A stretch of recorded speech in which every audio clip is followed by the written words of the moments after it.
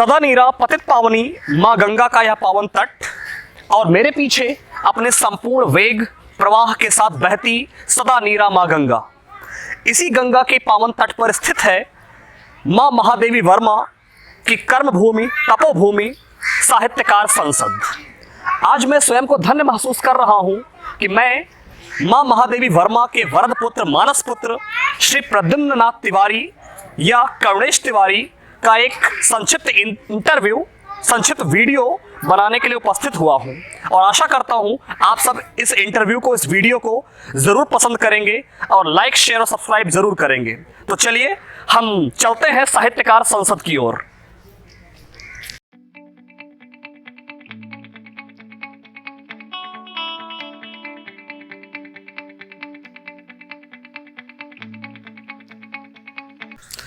महादेवी वर्मा हिंदी साहित्य जगत एवं भारत के साहित्यिक इतिहास का एक प्रसिद्ध नाम, भारतवर्ष की एक महान कवयित्री या हम ऐसे कह लें हिंदी साहित्याकाश की वो देदीप्यमान नक्षत्र जो आज इस संसार में तो नहीं है, लेकिन उनकी पवित्र आत्मा स्वर्गलोक में जहाँ भी होगी भारतवर्ष के उन तमाम साहित्यकारों कवियों को अपने आशीष से आशीर्वाद से अभिभूत कर रही होगी।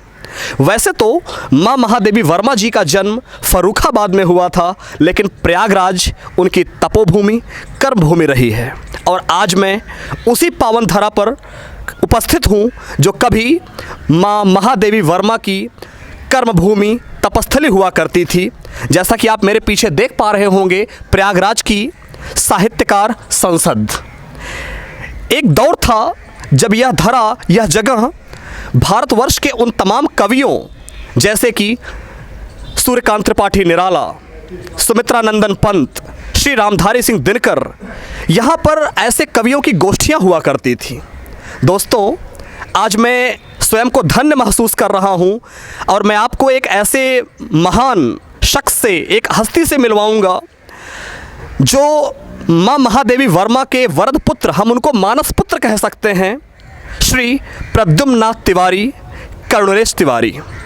ये जो नाम है करुणेश, करुणा का सागर, यह नाम स्वयं माँ महादेवी वर्मा जी ने ही उनको दिया था और आज मैं आप सभी को उनके दर्शन से अभिभूत करवाऊंगा, उनसे मिलवाने का प्रयास करने जा रहा हूं। एक छोटा सा इंटरव्यू, तो आइए मुलाकात करते हैं श्री प्रद्युम्न नाथ तिवारी, करुणेश तिवारी सर से। दोस्तों, आज मैं स्वयं को बहुत ही अभिभूत एवं धन्य महसूस कर रहा हूं कि आज मुझे बाबूजी श्री प्रद्युम्न नाथ तिवारी या हम ऐसे कह लें माँ महादेवी वर्मा जी द्वारा दिया गया नाम करुणेश तिवारी, हमें उनके सानिध्य को प्राप्त करने का सुअवसर प्राप्त हुआ और मैंने बहुत रिक्वेस्ट की बाबूजी से कि हमें थोड़ा सा समय दिया जाए। और इससे पहले मैं बाबूजी से वार्तालाप शुरू करूं, मैं अपनी तरफ से एक छोटा सा उपहार उनके लिए ले आया हूं, जिसे ये है तो बहुत तुच्छ उपहार मेरी तरफ से, लेकिन एक सम्मान स्वरूप मैं उन्हें देना चाहता हूं।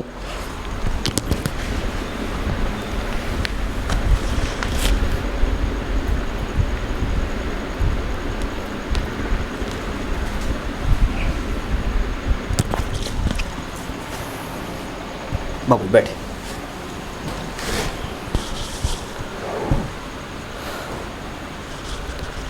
जैसा कि मैंने आपसे पहले बताया कि आज मैं साहित्यकार संसद जो प्रयागराज में स्थित है वहाँ पर मैं उपस्थित हूँ और यह जगह कभी माँ महादेवी वर्मा और तमाम साहित्यकारों जैसे निराला जी, दिनकर जी आदि लोगों की कर्मभूमि, यहाँ पर गोष्ठियाँ हुआ करती थी और श्री प्रद्युम्न नाथ तिवारी जी ये माँ महादेवी वर्मा जी के एक मानस पुत्र, वरद पुत्र हम कह लें, और उनकी कविताओं के, उनके बारे में हमें इनसे जानने का जो आज अवसर प्राप्त हुआ, हम उसी हेतु उपस्थित हुए हैं। सो बाबूजी, मैं आपको सबसे पहले प्रणाम करता हूं और धन्यवाद भी देता हूं कि आपने मुझे एक मौका दिया एक छोटा सा इंटरव्यू करने का। और मैं आपसे सबसे पहले यही जानना चाहूँगा, ये जो साहित्यकार संसद है इसका इतिहास और इसके वर्तमान के बारे में थोड़ा सा प्रकाश डालें बाबूजी।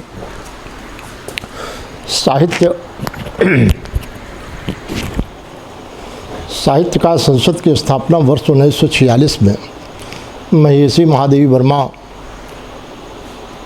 के द्वारा की गई। इसमें देश के मूर्धन्य साहित्यकार कवि इसके संस्थापक सदस्य थे।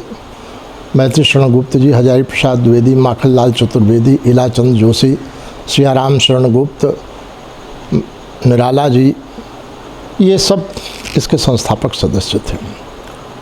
यह बहुत गौरवमयी इतिहास साहित्यकार संसद का है। साहित्यकार संसद उन देश की 4 प्रमुख संस्थाओं में से है। हिंदी साहित्य सम्मेलन, काशी प्रचारणी, मद्रास की संस्था, इन 4-5 प्रमुख संस्थाओं में साहित्यकार संसद का नाम था। साहित्यकार पत्रिका भी यहाँ से प्रकाशित होती थी, जिसका संपादन महेशी महादेवी जी और इलाचंद जोशी जी किया करते थे। मैत्री शरण गुप्त जी के सहयोग से और भी साहित्यकारों के सहयोग से महादेवी जी ने 40,000 रुपये में वर्ष 1947 में 24 मार्च 1947 में साहित्यकार संसद को हरिदास मुखर्जी जी से खरीदा।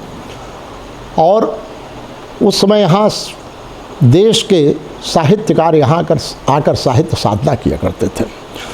उस समय के साहित्यकार साहित्य साधना के लिए ऐसा स्थान, ऐसा स्थल खोजते थे जो शांति प्रिय हो, भीड़ भाड़ से दूर हो। साहित्यकार संसद उस समय बिल्कुल इस भीड़ भाड़ से दूर था। आज भी भीड़ भाड़ से अलग है।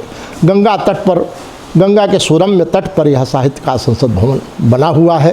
करीब 2 एकड़ ज़मीन में यह भवन और परिसर आज भी उपलब्ध है। यहाँ साहित्यकार आते थे, साहित्य साधना करते थे, रहते थे यहाँ। और उसके बाद जो है इसका प्रचार प्रसार इत्यादि हुआ करता था। साहित्य में आए हुए गतिरोध जो थे उनको दूर करने का प्रयत्न किया जाता था। सुधी साहित्यजन यहाँ गोष्ठियों में आते थे। 1950 में दिनकर जी का यहाँ सम्मान हुआ। उसमें भारत के प्रथम राष्ट्रपति डॉक्टर राजेंद्र प्रसाद जी उपलब्ध थे और एक कमरे में सरस्वती का यहाँ पर माँ सरस्वती का माँ सरस्वती के चित्र का अनावरण किया। पंडित जवाहरलाल नेहरू भी यहाँ आए हैं। नेहरू और राजेंद्र प्रसाद जी दोनों महादेवी जी के राखीबंध भाई थे और साहित्यकार संसद के संरक्षक भी थे। साहित्यकार संसद को पंडित नेहरू ने एक पत्र लिखा था 24 मई 1952 को शिक्षा मंत्री भारत सरकार के लिए, जिसमें उन्होंने लिखा था कि मैंने साहित्यकार संसद को 1,000 रुपया अनुदान दिया है और राष्ट्रपति महोदय ने 2,000 रुपया।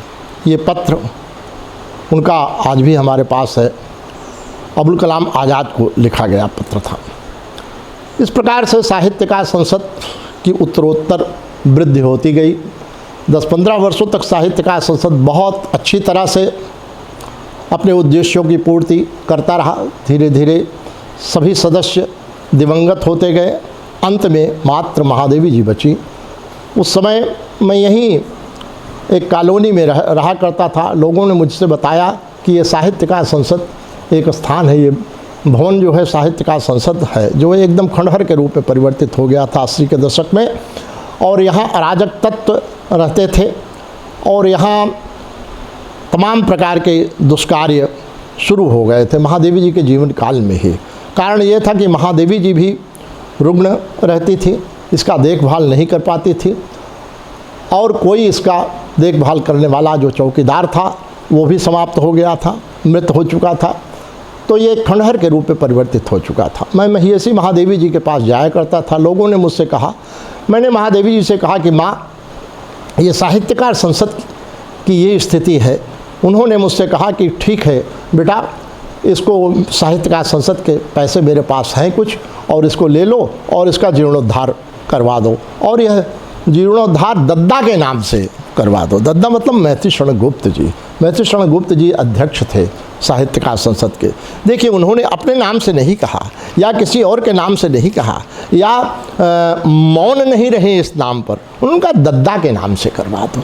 ये है साहित्यकार का, अपने से बड़े साहित्यकारों का, अपने से बड़ों के प्रति ये सम्मान का भाव।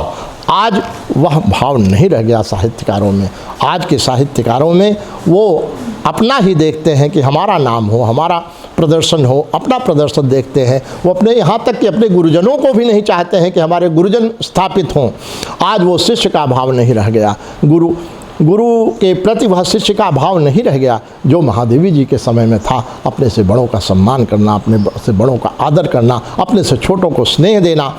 और ये महादेवी जी तो स्नेह, प्रेम, करुणा, ममता की प्रतिमूर्ति थी।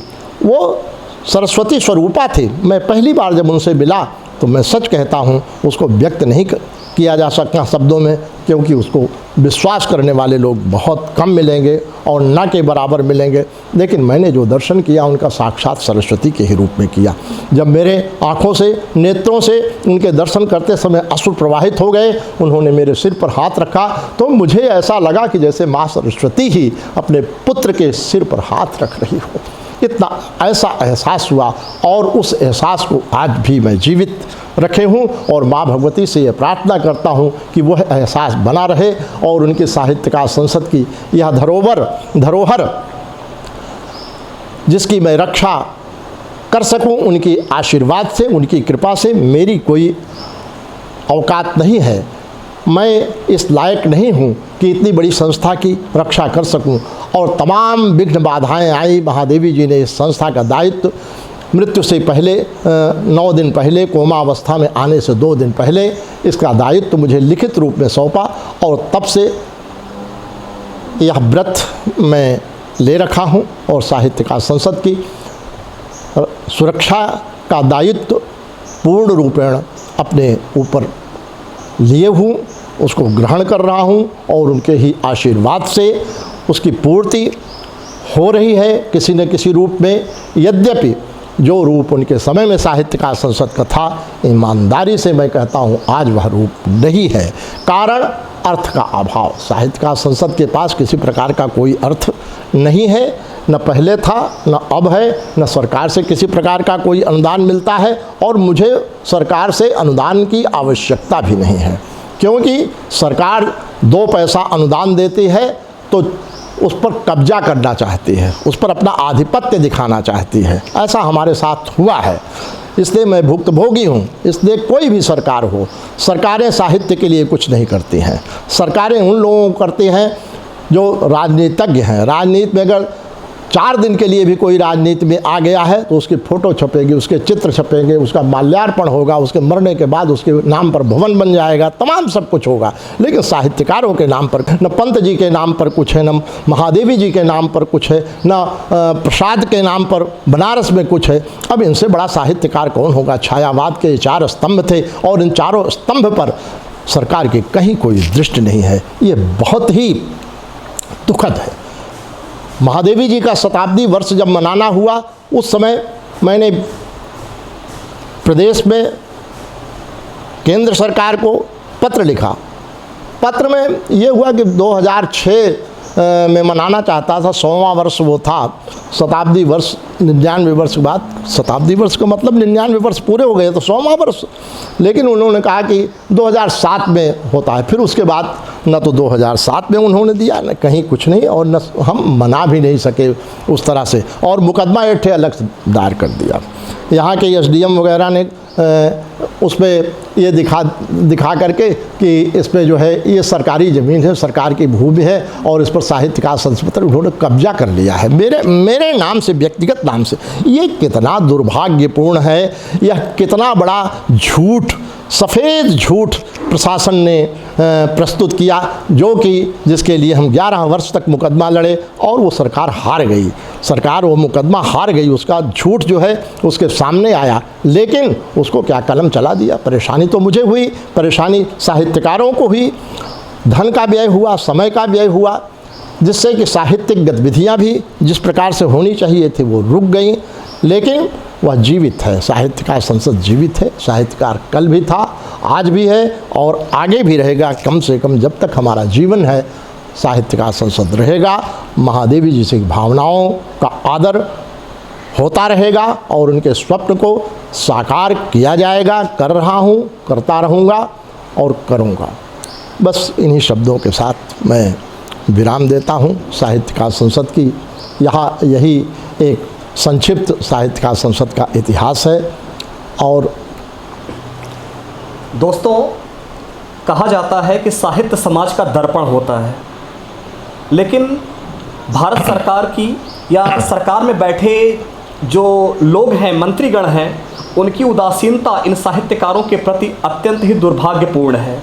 हम आने वाली पीढ़ी को क्या संदेश देना चाहते हैं? प्रश्न यह भी उठता है कि हम आज की पीढ़ी से कोई निराला, कोई दिनकर, कोई प्रसाद, कोई महादेवी वर्मा क्यों नहीं सामने ला पाए? यह सरकार की उसी उदासीनता का ही एक उदाहरण है। और बाबूजी से बात करते समय हमें इनकी जो वाणी में जो पीड़ा दिखी, ये पीड़ा स्वयं के लिए नहीं है, ये उन तमाम साहित्यकारों के लिए है जो आज अंधकार में खोते जा रहे हैं या खोसे गए हैं। मैंने कहीं पढ़ रखा था कि एक योग्य शिष्य गुरु के जीवन दर्शन का संवाहक होता है, लेकिन एक योग्य गुरु शिष्य के जीवन का कायाकल्प कर उसका उद्धारक बन जाता है।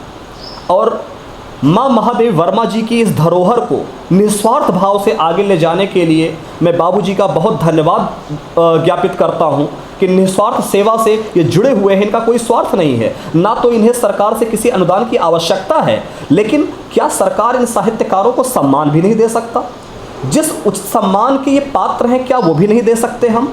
मैं अपने दर्शकों से ये अनुरोध करूँगा कि कृपया इस वीडियो को देखें और एटलीस्ट इसे मैक्सिमम लोगों तक शेयर करें, जिससे ये जो साहित्यकार हैं, जो कवि हैं, जो लेखक हैं, ये हमारे सामने आ सके। लोगों को, आने वाली पीढ़ी को, हमारे बच्चों को इनके बारे में जानकारी मिल सके, इनकी कृतियों के बारे में जानकारी मिल सके।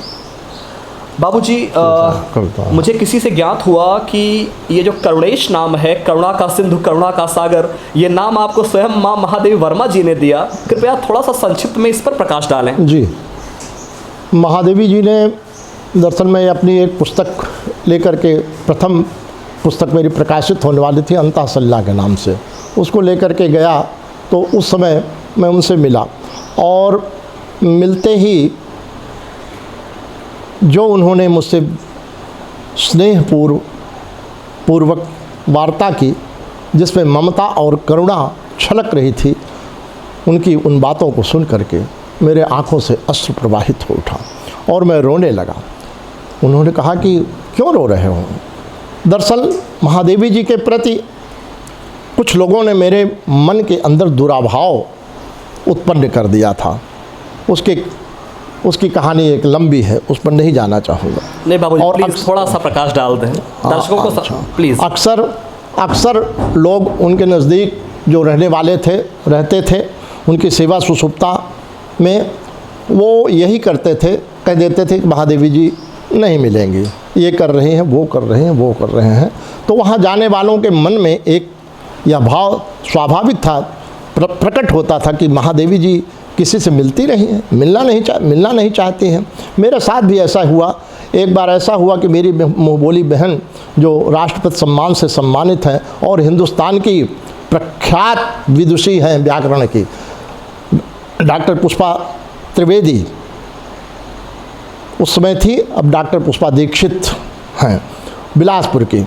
उन्होंने एक अग्निशिखा नाम की पुस्तक दी थी और कहा था कि ये महादेवी जी को दे देना। मैं महादेवी जी को देने वह पुस्तक गया और वहाँ गया, लोगों ने काफ़ी देर तक वहाँ बैठाल रखा। उसके बाद कहा कल आइएगा। कल जब गया तब भी ये हुआ कि अब नहीं मिल पाएंगी।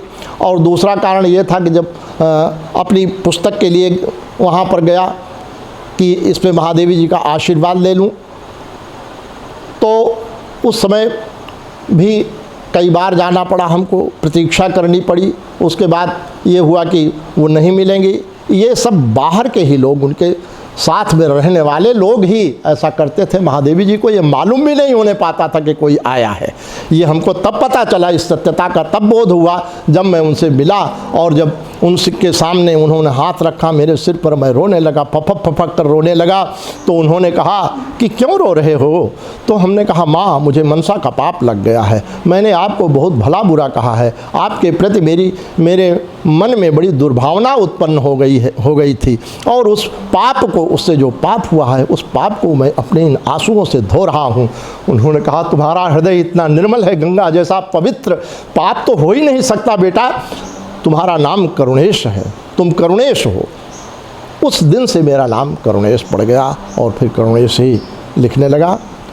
ये था ममतामयी माँ के आशीर्वाद स्वरूप नामकरण।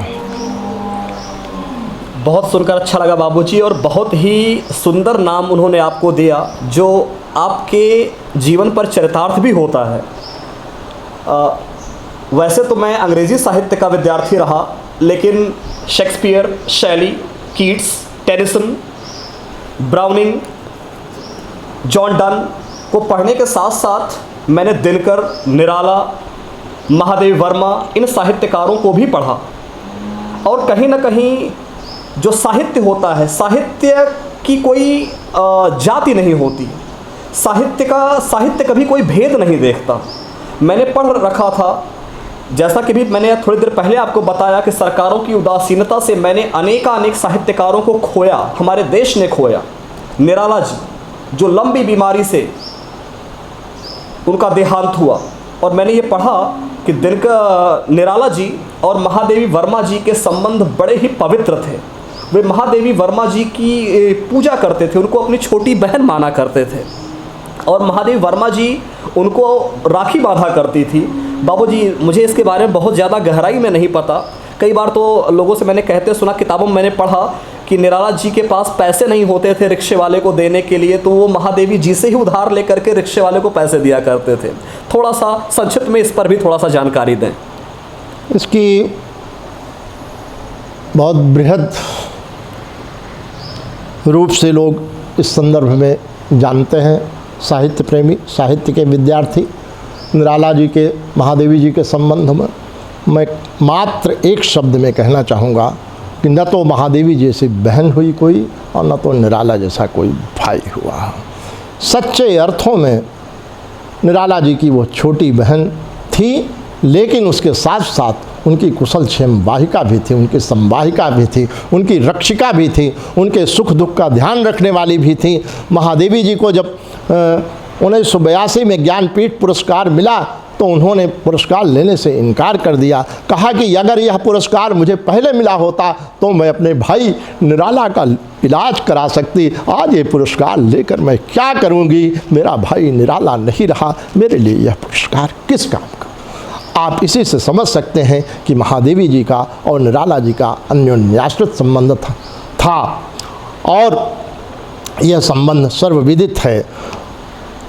निराला जी किसी का कहना नहीं मानते थे।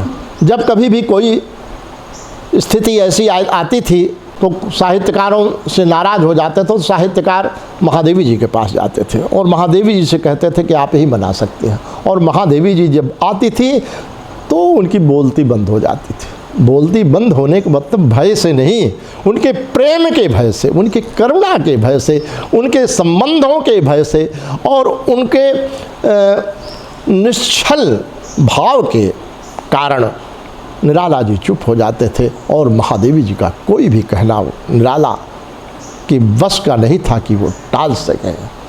ऐसी महादेवी थी और ऐसे निराला थे।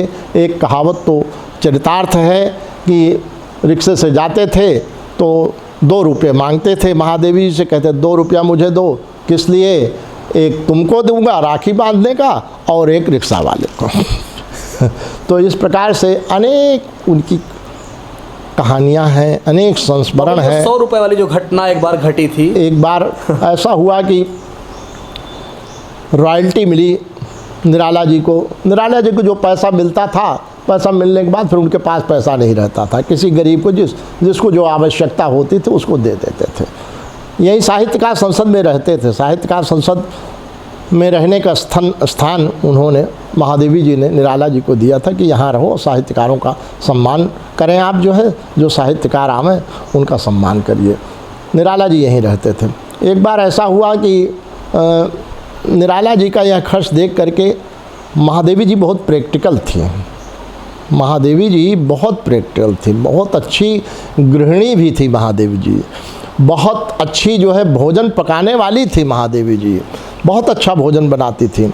और उनके किन किन गुणों का मैं बखान करूं तो निराला जी के लिए उन्होंने एक अपना सेवक नियुक्त कर दिया और कहा कि इनको उतना पैसा दिया करो जहाँ कहीं खर्च की ज़रूरत पड़े, जितनी आवश्यकता है, अनावश्यक पैसा ये न खर्च करने पाए। एक बार ऐसा हुआ कि 100 रुपये पाए थे रॉयल्टी पुस्तकों की, और रिक्शा पर बैठे, रिक्शा से 2-4 घंटा घूमने के बाद वो उस सेवक को 100 रुपये दे दिए, कहा कि इसको दे दो रिक्शा वाले को। उसने 5 रुपया दे दिया, 100 की नोट रख लिया। उसके बाद निराला जी ने क्या किया था कि एक जो है उसका म्यूनिसिपलिटी नंबर रिक्शा का नोट कर लिया था, और फिर दूसरे दिन घूमते घूमते म्यूनिसिपलिटी पहुँचे और उसके नंबर का पता लगाया, कौन मालिक है, कौन रिक्शा वाला है। रिक्शा वाले के पास पहुँचे और उससे पूछा कि क्यों भाई, कल तुम्हारे साथ घूमे थे हम, पैसा तुमको मिला? हाँ साहब, बहुत प्रसन्नतापूर्वक उसने कहा, हाँ साहब मिला। कितना मिला? 5 रुपये। वो 5 रुपये ही उसको बहुत थे उस समय, 2 घंटे 4 घंटा के लिए 5 रुपये। उस समय का 5 रुपये आजकल जो है 50,000 कम से कम 5,000 के बराबर है। तो उन्होंने कहा बस 5 रुपये का? हाँ। आए और उस सेवक का कॉलर पकड़ा, कहा क्यों बे, तुझको 100 रुपये दिया था, तुमने 5 रुपये दिया उसको? कांपने लगा वो, कहा कि क्या करूं साहब, महादेवी जी ने कहा था कि ज़रूरत भर का देना, ज़्यादा न देना। अच्छा, महादेवी जी ने कहा था।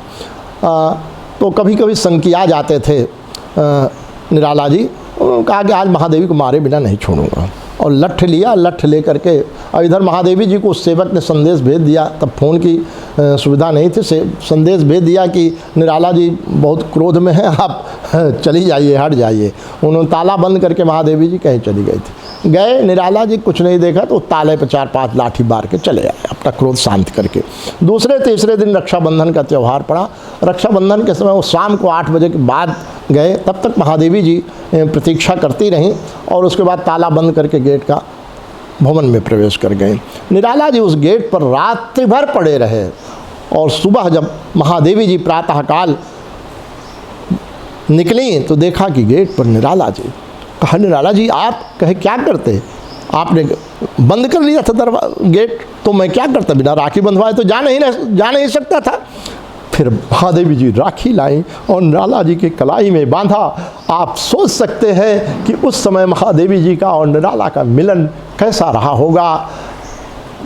वह अवधूत निराला जो किसी को नहीं समझता था, वह महादेवी जी के प्रेम में, महादेवी जी की ममता में, महादेवी जी की करुणा में ऐसा स्नेह सिक्त था कि जिससे उसका संपूर्ण बदन, तन, मन, जीवन भीगता रहा। ऐसे थे हमारे निराला, और ऐसी थी हमारी महिषी महादेवी।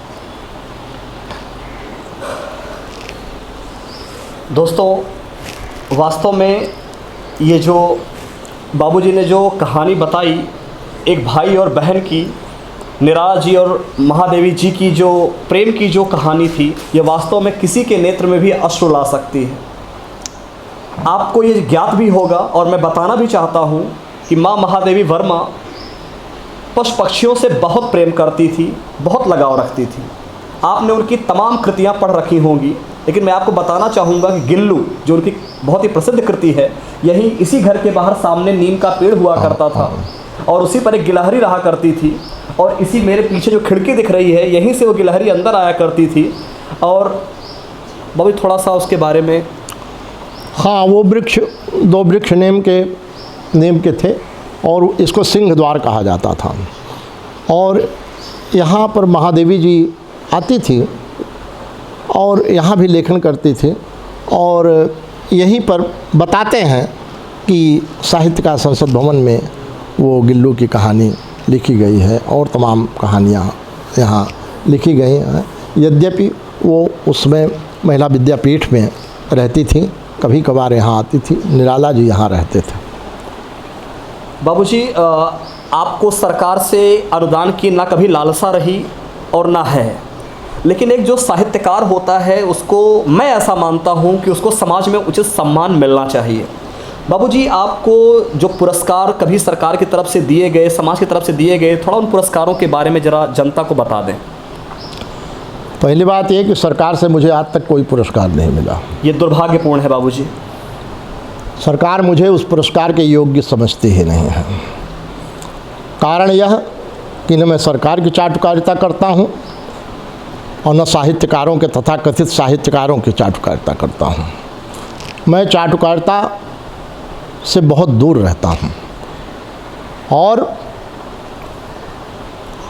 यह आश्चर्य होगा आपको कि मैं हिंदुस्तान के संपूर्ण क्षेत्र में, संपूर्ण प्रदेशों में, नागालैंड छोड़ करके बाकी सभी प्रदेशों में काव्य पाठ किया हूँ।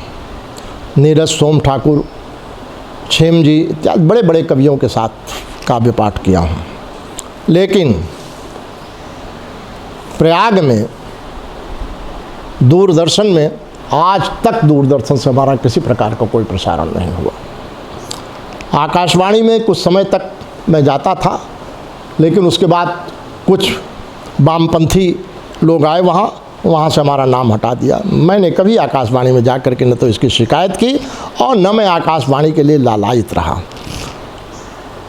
हाँ, साहित्यिक संस्थाओं ने हमारा भरपूर सम्मान किया, पूरे देश में सम्मान किया और मेरा सबसे बड़ा सम्मान हमारा पाठक है, हमारा श्रोता है। जब कोई श्रोता मेरी कविताओं को सुन करके गदगद हो जाता है, रोमांचित हो उठता है, कोई पाठक हमारी कविता को, हमारे साहित्य को पढ़ करके और अपने जीवन में परिवर्तन ला देता है, उसका जीवन परिवर्तित हो जाता है, तो मेरी कविता, मेरा साहित्य सार्थक हो जाता है। क्योंकि हम कविता साहित्य तो उसी के लिए लिख रहे हैं, पाठक के लिए, श्रोता के लिए ही लिख रहे हैं। हम समालोचकों के लिए नहीं लिख रहे हैं, हम पुरस्कार के लिए नहीं लिख रहे हैं। पुरस्कार के लिए जो कविताएं, जो साहित्य लिखी जाती है, वो राजनेताओं की प्रशंसा उसमें होती है। राजनेता, अभी मोदी पर अगर कोई मैं किसी का नाम नहीं लेना चाहूँगा, लेकिन अगर किसी राजनेता पर जो उस समय शासन में है उस पर कोई कविता लिख दीजिए, आप तुरंत पुरस्कृत हो जाएंगे और लोग ऐसा ही करते हैं। मैंने चैनलों पर देखा जिसमें सरकार बनी और तमाम पूरा चैनल जो है सरकार के नाम पर और सरकार की प्रशंसा में सारे कवि, अरे तुमको धिक्कार है, तुम कवि होने के लायक नहीं हो, तुमको कवि कहने में शर्म आती है कि जो तुम साहित्यकार होकर के और चाटुकारिता राजनेताओं की करते। अरे इतना चाटुकारिता अगर माँ भगवती की करते और इतना चाटुकारिता अगर ईश्वर की करते तो तुमको स्वयं में इतना बड़ा पुरस्कार मिल जाता कि जो तुम संभाल नहीं सकते थे। तो ऐसा पुरस्कार नहीं चाहिए हमें, और समय आने पर मिलेगा तो देखा जाएगा, लेकिन चाटुकारिता करके नहीं, हमारी साधना पर अगर कोई पुरस्कार मिलता। और रही बात सरकार से ये कि मैं साहित्यकार संसद के लिए कुछ चाहता नहीं हूँ, ऐसा नहीं है। बिना पैसे के, बिना धन के हूँ, चाहता क्यों नहीं हूँ, चाहा हूँ, प्रयास भी किया हूँ।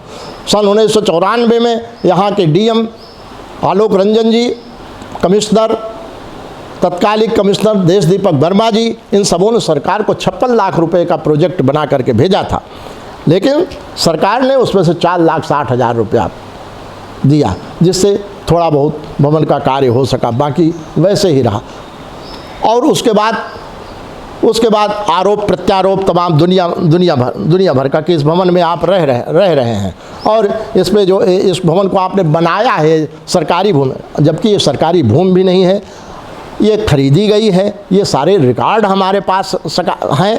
लेकिन सरकार को क्या, एक अधिकारी आलोक रंजन जी जैसे थे, देश दीपक वर्मा जैसे थे, प्रमोद कुमार अग्रवाल जैसे थे, जो कि हमारे पास आकर के उन्होंने पूछा कि इसके लिए क्या किया जाए, घर पर आकर के मिले। और एक अधिकारी आज हैं जो मुकदमा दायर कर देते हैं, उसी में अपना बड़ा गौरव समझते हैं कि मैंने तो ये कर डाला, मैंने तो ये कर दिया, मैंने सरकारी भूमि को कब्जे से छुड़ा लिया जो है। अरे जहाँ सरकारी भूमि, तमाम जज हाई कोर्ट के सरकारी भूमि पर हैं, तमाम एडमिनिस्ट्रेटर सरकारी भूमि पर हैं, तमाम वकील हाई कोर्ट के सरकारी भूमि पर हैं, उनको ज़रा छुड़ाइए, उनसे ज़रा वो कब्जा हटवाइए, तब मैं जानूं कि आपके अंदर कितना बड़ा साहस है। आप वहीं जाते हैं साहित्यकारों के पास, साहित्यकारों की भूमि को, और जो आपकी है भी नहीं सरकार। अरे यूँ तो सब कुछ सरकार का है, सरकार के बिना तो कोई कार्य चलता ही नहीं, सरकार के बिना कुछ हो ही नहीं सकता। लेकिन आप जो है अनधिकृत रूप से अनावश्यक परेशान करते हैं साहित्यकारों को, जिसमें आपको मदद करनी चाहिए, जिसकी आपकी रक्षा करनी चाहिए। आप रक्षक क्या भक्षक हो गए हैं? आज रक्षक ही भक्षक है। तो ऐसे भक्षकों से मैं क्या उम्मीद करूं? ऐसे भक्षकों से मैं क्या चाहूं? चाहने पर भी नहीं मिलेगा तो मैं चाहता ही नहीं हूं। बाबूजी, मुझे गर्व महसूस हो रहा है कि आपकी लेखनी स्वतंत्र है। आपने ना कभी किसी सरकार का पक्ष लिया और ना ही विरोध में बोला, अपना स्वर मुखर किया। लेकिन मैं उन सत्ता में बैठे लोगों से ये अनुरोध करता हूँ कि साहित्यकारों को कभी ऐसे परेशान करना नहीं चाहिए जिनकी लेखनी स्वतंत्र है, वरना हम आने वाली पीढ़ी को क्या संदेश देंगे, हम समाज को क्या दर्पण दिखाएंगे। और अंत में मैं बाबूजी से बिना उनकी कृतियों के तो ये इंटरव्यू अधूरा रह जाएगा। मैं बाबूजी से अनुरोध करूंगा कि महादेवी खंड काव्य जो उनकी बहुत ही प्रसिद्ध कृति है, उसमें से 2-3 छंद जरा श्रोताओं दर्शकों के लिए एक अपने सुंदर स्वरों में पढ़ दें। मैं कुछ रचनाएं आपके सामने प्रस्तुत कर रहा हूं। मैं यदि ये कहूं, मेरे जीवन में भी और मेरी रचनाओं में भी तुलसी, सूर, कबीर मेरी कविताओं की आत्मा है। निराला मेरी कविताओं के प्राण हैं। महादेवी जी मेरी कविताओं का हृदय है। इसकी अभिव्यक्ति शब्दों में भी तमाम रचनाओं में हुई है। कुछ छंद मैं पढ़ देना चाहता हूँ। सबसे पहले मैं सरस्वती वंदना जी बाबूजी प्रस्तुत कर रहा हूँ। ये 2 छंदों में है। पहला छंद माँ का स्वरूप कैसा है और दूसरा छंद माँ का वात्सल्य रूप। गंगा जैसा तन, गंगा जल जैसा मन, नेत्र स्नेहिल सजल रूप सर्वथा विमल है। और सिंधु सी गंभीर जिसमें धरा सी धीर, हरती जो जन पीर चीर जिसका धवल है।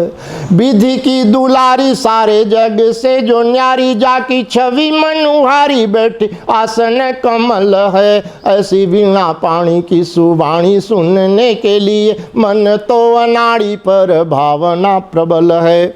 दूसरा वात्सल्य कि दे दे थप कीली थाप हरती जो मन ताप, थके शिशु को जो निज गोद में सुलाती है।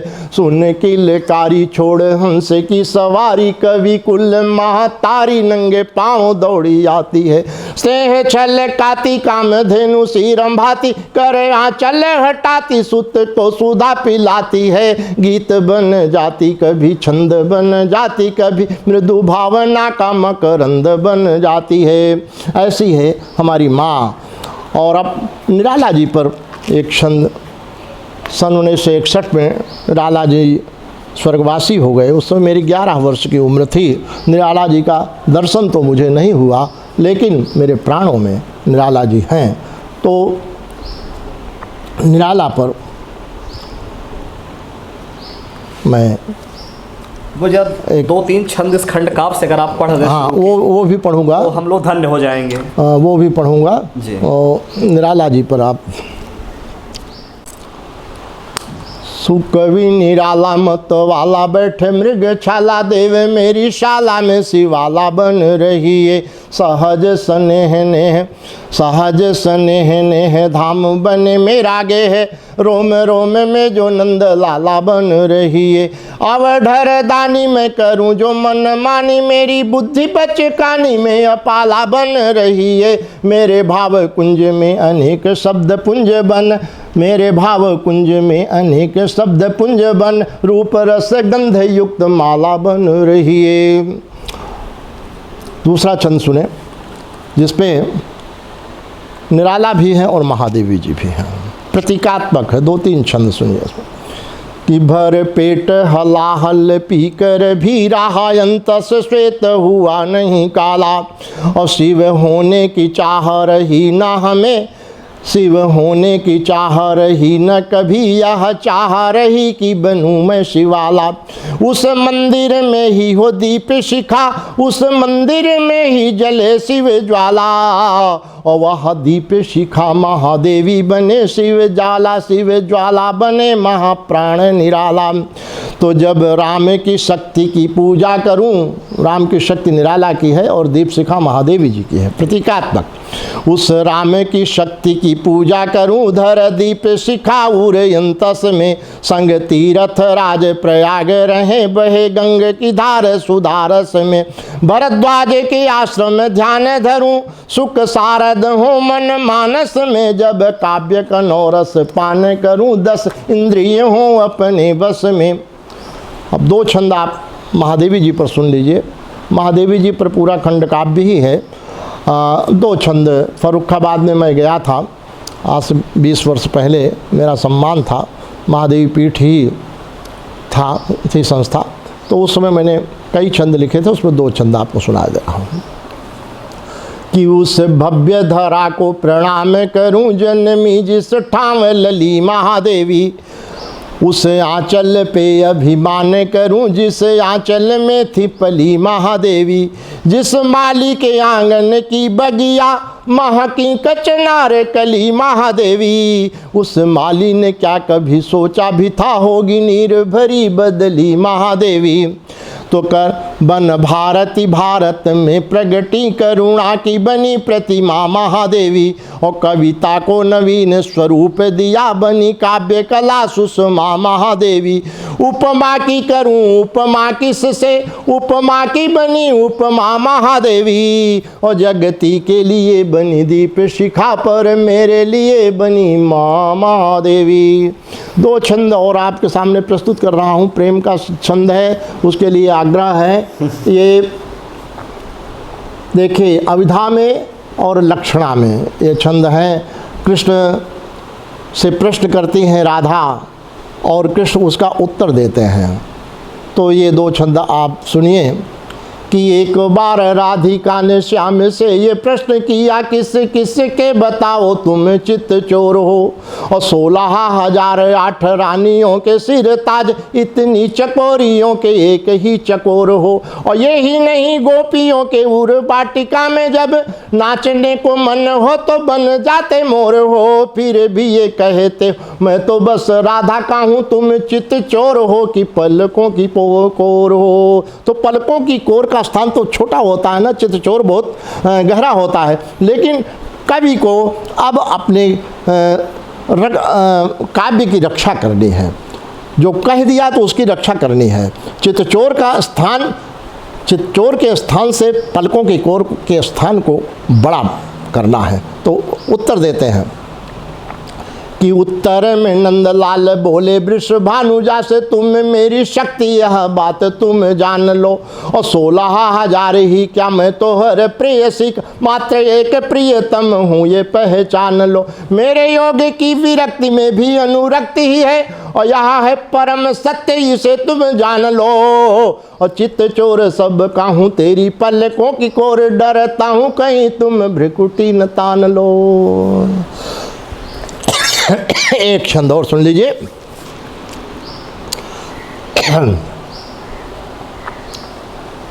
कि देखो मन मोहन, देखो मन मोहन न हमसे ठिठोली करो। और कुंजन करी लेके हैं चोली फट जाएगी। देखो मन मोहन न हमसे ठिठोली करो, कुंजन करी लेके हैं चोली फट जाएगी। और फिर जो करोगे बर जोरी कान्ह मुझसे, तो तेरी मेरी प्रीति की प्रतीति घट जाएगी। अन्य गोपियां हंसेंगी तेरी इस करनी पे, और राधिका भी कल से नवंशी बट जाएगी। वृषभानुजा जो रूठ गई तो समझ लेना, प्यारे तेरे प्रीति की पतंग कट जाएगी। प्यारे तेरे प्रीति की ये तो छंद रहे। मैं गीत भी लिखता हूँ, नवगीत भी लिखता हूँ, और गीतों पर मेरे कई पुस्तकें हैं। नवगीत भी प्रकाशित होने वाला है हमारा, और लोकगीत में भी हमारी रचनाएं हैं, जिसमें ब्रिज भाषा के भी छंद हैं। ब्रिज भाषा में भी हमने लिखा है, अवधी में भी लिखा है, और भोजपुरी में भी लिखा है। छंदों के अतिरिक्त ये सब विधाएं, गज़ल भी हमने लिखी है, हिंदी गज़ल, वो सब पुस्तकें प्रकाशित है। आज चूँकि बहुत समय हो गया है इस कार्य के लिए, आज इतना ही, फिर कभी समय मिला तो आगे। और बाबूजी, दर्शकों को और श्रोताओं को ज़रा ये भी बताएं, जो आपकी पुस्तकें हैं जिनमें आपने अपनी भावनाओं को इतने अच्छे तरीके से व्यक्त किया है, पुस्तकें मतलब अगर दर्शकों को पढ़ना हो तो कहाँ से वो खरीद सकते हैं? साहित्यकार संसद से ही खरीद सकते हैं। साहित्यकार संसद से? यही हमारा पता है, 100/67 साहित्यकार संसद भवन, रसूलाबाद, अच्छा, जाते जाते बाबूजी 211-004। मैं इस खंडकाव्य को जब पढ़ रहा था तो जैसा कि लिखा गया कि माँ महादेवी वर्मा की जो कर्मभूमि है, तपस्थली, वो प्रयागराज ही रही है। मैं ये बहुत ही करबद्ध निवेदन करूंगा कि 2 छंद ये जो प्रयाग के बारे में है, कृपया इसे पढ़ लें। ये तो 2 छंद हैं सिर्फ। कवि कर्म के हेतु प्रयाग।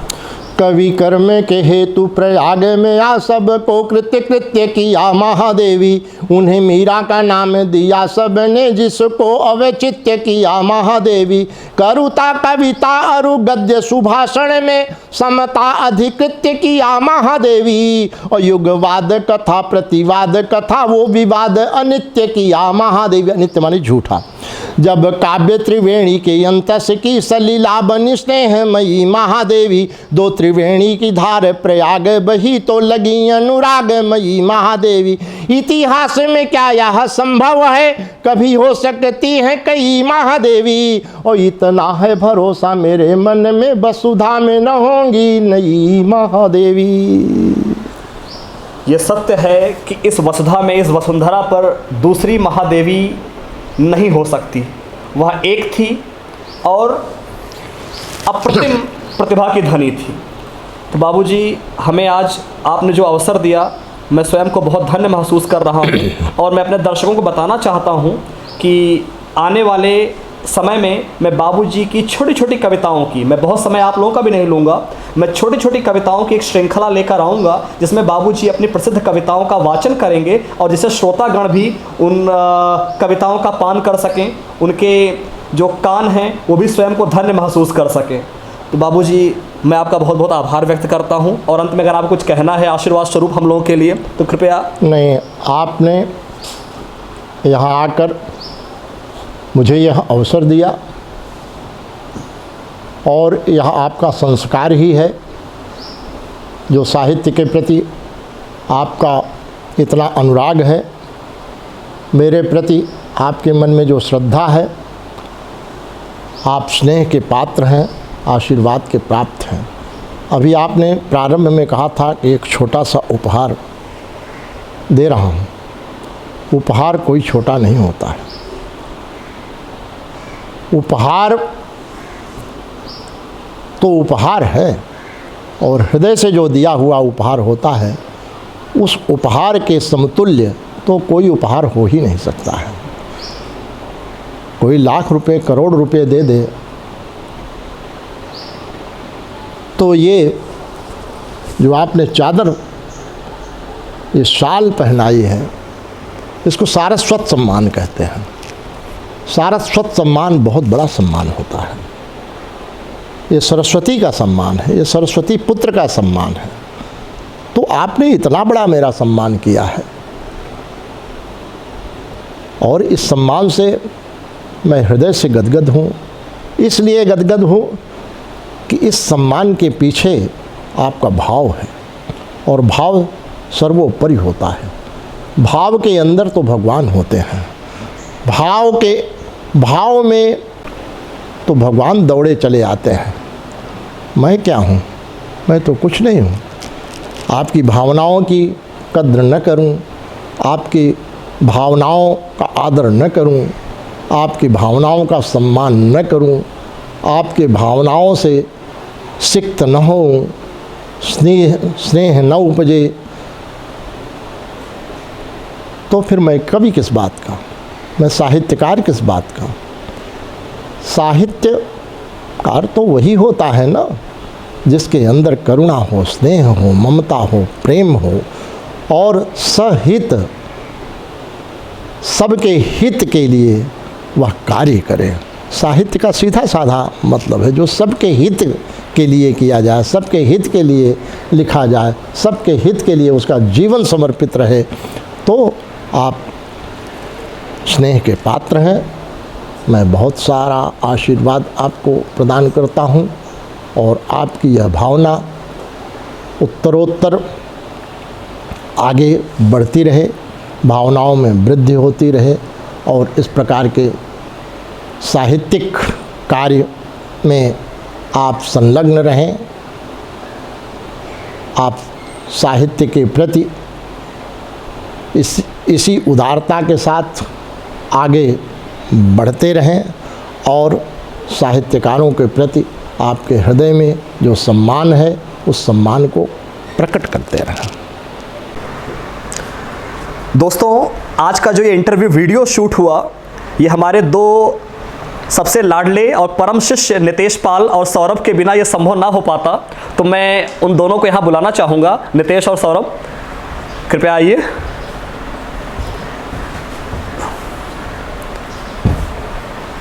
दोस्तों, एक जैसा मैंने पहले कहा, गुरु और शिष्य का संबंध, मुझे विवेकानंद जी की ये लाइन याद आ रही है कि the relation between teacher and taught never ends.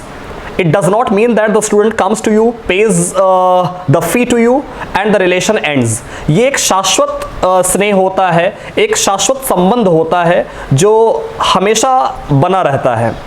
और मैं आपको एक चीज़ और बताना चाहता हूँ, शायद दर्शकों को ना पता हो कि NA क्रिएशन YouTube का एक बहुत ही उभरता हुआ चैनल है और उस पर मनोरंजन के तमाम वीडियोस आते रहते हैं और बहुत ही एक आगे बढ़ता हुआ एक बहुत ही अच्छा चैनल है। और मैं चाहूँगा कि आप मेरे भी चैनल के साथ साथ NA क्रिएशन को भी सब्सक्राइब कर लें और आपको उसमें से साहित्य के अलावा भी बहुत सारी चीज़ें, आपके पसंद की चीज़ें आपको मिलेंगी और आप उन वीडियोज़ को भी ज़रूर देखें। बाबूजी हमारे दोनों शिष्य हैं, मैंने इनको पढ़ाया हुआ है और आज इन दोनों की वजह से ये संभव हो पाया है, तो ये भी आपके आशीर्वाद की अपेक्षा करते हैं। भाई इनको तो आशीर्वाद पहले, इनके बिना तो कुछ संभव ही नहीं है। होनहार बिरवान के होत चिकने पात। और ये दोनों भी यूट्यूब में ही बहुत आगे जा रहे हैं। हमारा भी इनका मतलब आशीर्वाद है कि बहुत आगे जाएं और इनकी लाइन ही एकदम अलग है, उस क्षेत्र में ये बहुत अच्छा कर रहे हैं। तो बस आपका आशीर्वाद रहेगा कि दोनों बहुत आगे जाएंगे, बहुत आगे जाएंगे और इसी क्षेत्र में नहीं, अन्य क्षेत्रों में भी। और दोस्तों, आने वाले वीडियोस में बाबू, जैसा मैंने कहा, बाबूजी की कविताओं की, छोटी छोटी कविताओं की श्रृंखला मैं लेकर आ रहा हूं। और अब तक के लिए बस इतना ही। अगर आपने चैनल को सब्सक्राइब नहीं किया तो कृपया अभी सब्सक्राइब कर लें और मैक्सिमम लोगों तक शेयर कर दें। धन्यवाद।